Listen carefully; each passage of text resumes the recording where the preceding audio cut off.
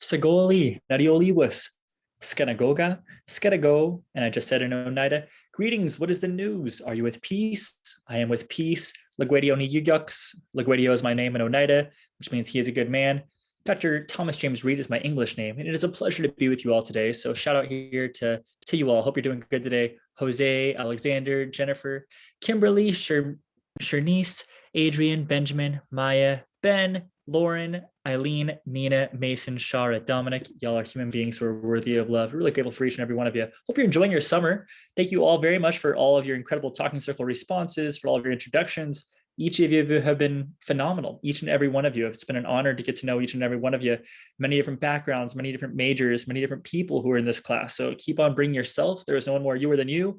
As we approach this material, keep on asking questions and keep on being drawn towards whatever your research area of your research interests are or your passions are. But just keep trying to make this class the most you can out of it. And I just really appreciate each and every one of you. And you are a human being who is worthy of love.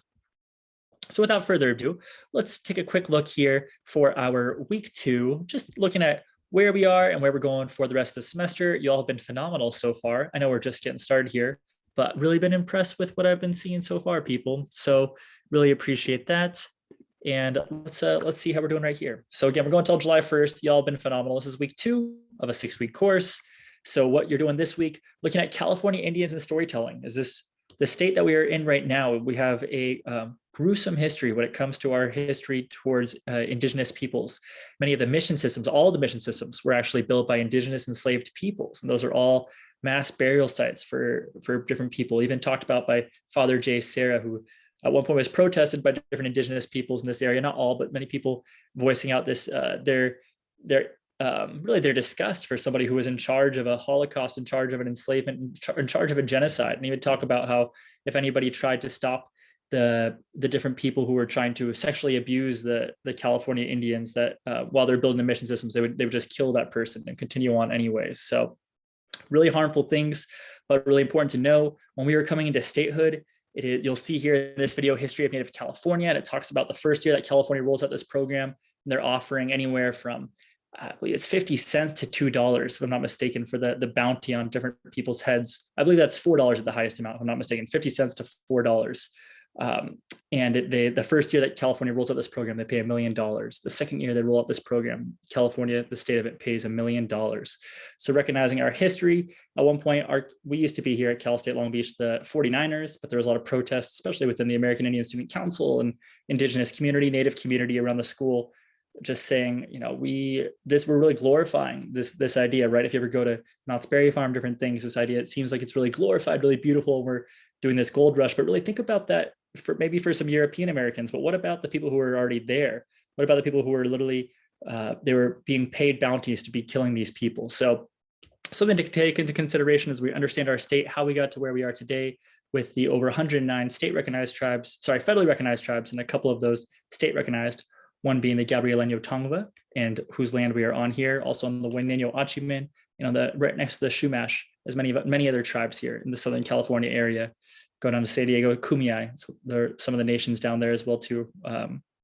But many different tribal nations and different peoples. So you're going to learn more about the history of Native California. Put an optional video down here as well too. It's done with virtual reality or 360 viewing. If anyone has the ability to do so, even just moving your phone around like that would totally work.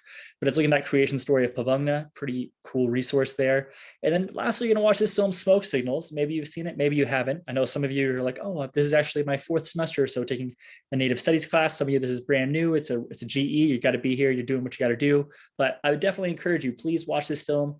Keep an open mind. We talk about oral tradition being very big with Native American peoples and a native storytelling and native literature. So definitely check this film out. It has a lot of references with Native culture. So it's available on that link right there for you all to watch. It's through our syllabus. If you have any questions, just reach out and email me, let me know. just coming up ahead. So for next week, you're going to do all these videos. And then after that, you're going to go ahead and do your midterm exam, which is a 2 to 3 minute oral presentation by each student covering your choice of up to 3 concepts learned in the class. It could be things from the class. And really, if it's relating to the class, if we haven't been able a chance to cover it yet, and it's related towards your major, it's related towards something you want to talk about, you're passionate about, maybe it's missing and murdered Indigenous women and people, two-gendered peoples, two-spirited peoples, I should say. But maybe it's for all the every child matters for the Indian boarding schools, Indian residential schools. Maybe it's something that you want to talk about. Maybe it's something related towards your major of psychology or any kind of engineering classes, whatever it may be, trying to have it tailored towards your class specifically, towards your needs specifically. But go ahead, you're going to make a video, 2 to 3 minute oral presentation. You can make it on YouTube as one good way to make sure it uploads. You can do it as unlisted if you don't want to share it for everybody. If you want to put it as public, then everybody can see it as well too. However you feel comfortable, but anyway, that if you have it as unlisted, then people who have the link can see it. But I want you all to not only share your presentation here for the midterm, this is the same format for the final, which I'll go over in a second. But for the midterm, I want you to share your story, this elevator pitch of what you're taking from this class so far. And I also want you to watch other people's as well. So I want you to watch everybody else from the class as well too. So it's important to speak, but not only speak, but also to listen, to learn from your classmates as co-collaborators and whatever we co-create from this experience is required to watch everybody. I'll go ahead and say it's optional if you want to leave feedback for other people in the chat and the forum on the discussion section on Beachboard. You don't have to, but if you have something that you resonate with or you align with or you want to share or just to give some accolades or acknowledgement to a colleague, you're more than welcome to. Then adelante, as we say in Spanish, then go ahead, no problem. But that being said, that's going to be the midterm exam. And that's 2 to 3 minute oral presentation. Let me know if you have any questions about that. Do watch all these videos first and the readings first before you do that. For the end of week 5, make sure to make that infographic or social media post. Again, that's just a 1-page infographic.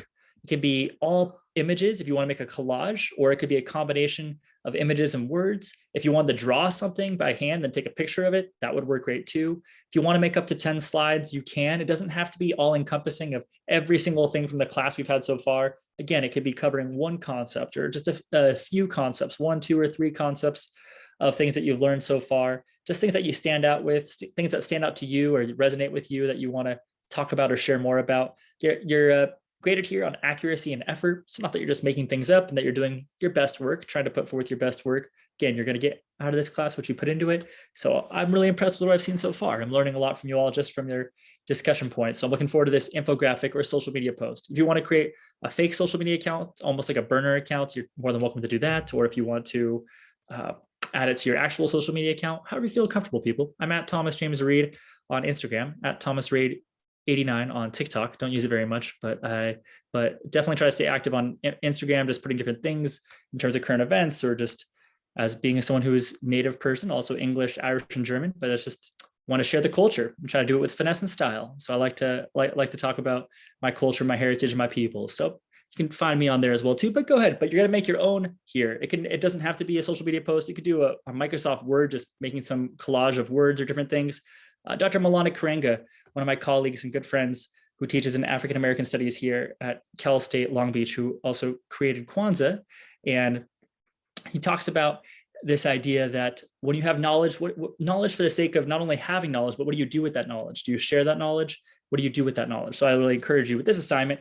It's what you're learning in this class. And ideally, if you're able to share that with others, maybe it's friends, family, relatives, whoever, strangers, what other people you can try to educate as we create a better world, not only for ourselves, but for 7 generations to come as we acknowledge, educate, and honor our history, our heritage, and those stories that are unfolding as we are people, not just in the museum, but we are people here with a living culture, a living, breathing peoples who are still here today and will be here for generations to come. So that's your infographic or social media post. Looking forward to that. If you have any questions, feel free to reach out to me. I do love me some creativity. So if you're thinking it's going to take a chance to do something else, then go for it. I look forward to seeing that. So flex your creative muscles. Looking forward to seeing it. End of week 6 here. So this is already talking about the end of the semester, even though we're at just week 2. But make sure to do that final exam. The same format as the midterm. The key there, it has to be different points than you gave for the midterm exam. So same format of that 2 to 3 minute oral presentation. You have to watch everybody's presentation as well too in the discussion section on Beachboard after you upload yours before 11:59 p.m. on Thursday, June 30th. And then that final reflection paper also going to turn there on Beachboard under Dropbox And again, it's just talking about 1 to 2 pages of what did you know going into this class about Native peoples and what are you taking away going out of it. Again, some of you, maybe Native peoples yourself, you've taken a number of classes on Native peoples. Some of you, this is all new to you, or this is just things that maybe you haven't had in an academic setting or having a conversation or just being able to discuss these ideas. So wherever you're at on that spectrum of ideas, I'm happy to have you all here. You belong here. You're a human being who is worthy of love. That's right, you, talking to you, and grateful for each and every one of you. So that being said, I do encourage you to keep continuing to check out our YouTube playlist, as there's plenty of videos in there that we're not going to get a chance to watch in this class for the 6-week period. But if there's some topics that maybe you're interested in, you want to look at more, I definitely encourage you to check it out. Also, a reminder for office hours, 2 to 3 p.m. on Thursdays, Pacific Standard Time, using the office hours link right here. You can also find that in the syllabus. If you have any questions, you can use the link or type in that meeting ID number. And then lastly, a lot of you in your talking circle responses were phenomenal. And a lot of people were like, I was very interested about lacrosse. A lot of people said, I did not know that about lacrosse, or I'd never been told that, or that's really interesting. So that's pretty cool. I have some other wooden lacrosse sticks behind me as well here too. But the one I wanted to share with you all is I have a number of them. I'm going to grab them back here. Like a grandpa used to make wooden lacrosse sticks. Love them very much. Each one has a spirit. And the analogy I use for Harry Potter, that kind of each wand is different for each person. Like what might be good for one person may not be good for another person, but each one of these is like a living, breathing thing with a spirit. The one I want to showcase to show you all, which is a cool one, it's a Cal State Long Beach lacrosse stick. It's actually a women's stick, which as you talk about in this video here, Keepers of the Game, it's a powerful video. At one point, clan mothers, who are really what the Supreme Court is based off of, literally, House Concurrent Resolution 331, 1988, talks about how the US government is formed from the Haudenosaunee form of government. But in this, the clan mothers, they're people who are still around today, and they say they allow what are our laws for Haudenosaunee people. As people at the Longhouse, they talk about what is allowed, what is not allowed. So previously, for many generations, many years, the game of lacrosse was primarily for men. But as you see in this documentary, one of my favorite documentaries of all time, called Keepers of the Game, and it's came out in 2016. It's available to buy or rent on YouTube. Would highly, highly recommend it if you're interested at all in this topic. But it was talking about how this clan mother says, yes, when people say that women don't play lacrosse, they say that's the way it was. That's the way it used to be, but it's not that way anymore. So powerful film. As one of those people in the film, her name is Jabu, and they're from the Mohawk territory up in Salmon River School, a school I've had the privilege to go to, I think, about 4 times now. It's a wonderful place. The largest Native American populated school in the nation. It's about 67% Mohawk, 67% Native. So almost 7 out of 10 kids there are Native kids. So shout out Salmon River. Let's go Salmon River.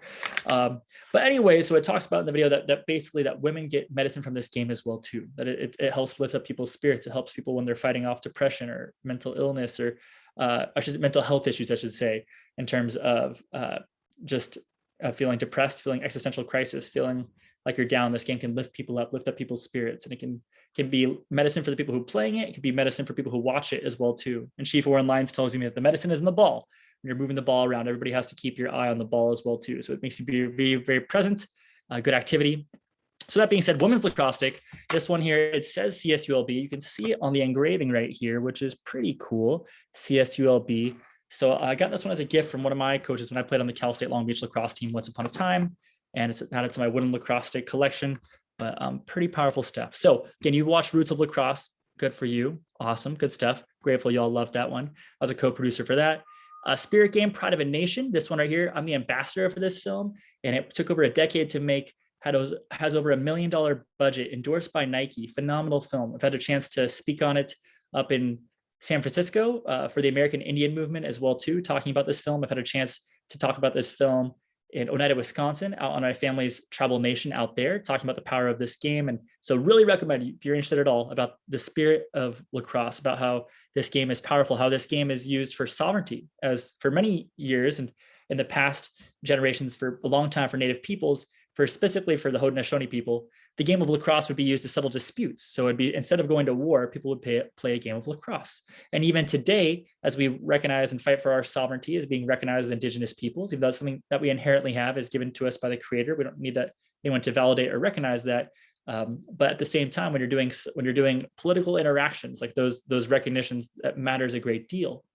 So that being said, for the Haudenosaunee, competing on a world stage of lacrosse is phenomenal. And not only competing, but being one of the best in the world. So this game, the game that pleases the creator's game, the spirit game, the medicine game, it is a powerful game. So I definitely recommend you all check out that film as well too. The Spirit Game, Pride of a Nation, available on Amazon Video. Do check out Crooked Arrows, came out in 2012. I believe it's available on YouTube for free at the time of making this video on May 31st, 2022. So it's a fictional look at this supposed to be a Haudenosaunee tribe, but it's not actually a Haudenosaunee tribe. So it does things where using the culture, kind of like critiquing different things, but it's not looking at a specific tribe in particular. I think that's one of the reasons why when I've talked to the creators or people behind it, why they did what they did. But definitely entertaining and has some different people in there. I forget the actor's name of it now. Brandon Routh, that's right. You can double check me on the fact check on IMDb on that one.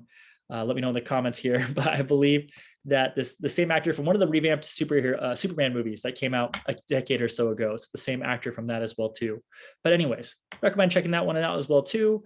The Grizzlies, powerful film, really heavy film. So definitely just trigger warning going into it, but it's also a powerful film to watch as we acknowledge, educate, and honor people's stories. And I like to remind people, if it's hard to watch, imagine how hard it is for people who lived experiences similar to this. And this is based on a true story. I remember having one of my students, they came to class, they're like, wow, it's just like, it's so over the top. It's like, it's too much. Like, that's just like an exploiting of Native people's culture, different things. And for me, I've also had one of my friends who have grown up on the Oneida Nation, grew up on a reservation in Wisconsin, and said, that's actually one of the most realistic depictions I've seen of reservation life in a film. So there's different responses people may have to this film. But that being said, I think it is important. And when you're looking at the problems that people experience in this film in terms of whether it be alcoholism or suicide or different mental health issues, think about one of my colleagues and mentors, Dr. Antonio Jimenez Luque, who was one of the chairs for my dissertation, one of the committee members, I should say, for my dissertation.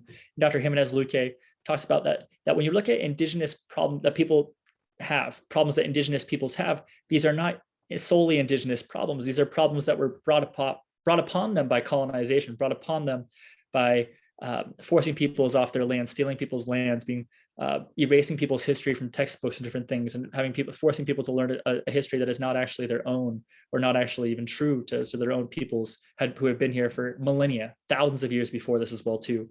So a number of different things when you're looking at these issues. So when you're looking at the film, really heavy film, also looking at the power of the medicine game, the power of lacrosse as this healing medicine, which is indeed it is, as I've been told by Chief Warren Lyons, that there was former children's soldiers in Uganda who dropped their weapons and now pick up lacrosse sticks and play this game as well too, which does my heart good to know the power of this game. I know it's helped me have a lot of dark, desperate times as well too, giving me some purpose, giving me some meaning. So that being said, I was just really excited to see that you all took a liking to the lacrosse aspect of the videos last week. And then lastly, if you are curious about it, my dissertation defense is up on YouTube. That's for free to watch as well too. Just talking more about the medicine game, the spirit game, from this academic but ever so spiritual lens as well too. So that being said, some good things about lacrosse, the spirit game, the creator's game. So we got a couple of our wooden lacrosse sticks here, some wonderful breathing things that take sunshine and water, just like you and me. That's right, I'm talking to you. All right, people. So that being said, Yawanko, thank you, and Oneida. You are a human being who is worthy of love. Ain't nobody loves you. Dr. Reed loves you. I appreciate each and every one of you. Keep bringing your responses. Keep bringing yourself to this class. It's been wonderful to learn from you all during the summer season, 2022. And that's it, people. You've done good. You've done real good. So take care of yourself physically, mentally, emotionally, and spiritually. That's one of the things that the medicine wheel means. I've heard it also means the 4 directions, north, south, east, and west. I'm told it means us as human beings, the 4 colors of human beings. I'm told it means a number of things, but one of the things that I'm told it means is the physical, mental, emotional, and spiritual. So keep taking care of yourself. And as I say in Oneida here, again, Yawanko, nakiwah, kunolúkhwa means thank you. Until next time, and I love you. Take care, class. Thank you so much. Let me know if you have any questions. Take care, kunolúkhwa. Love you.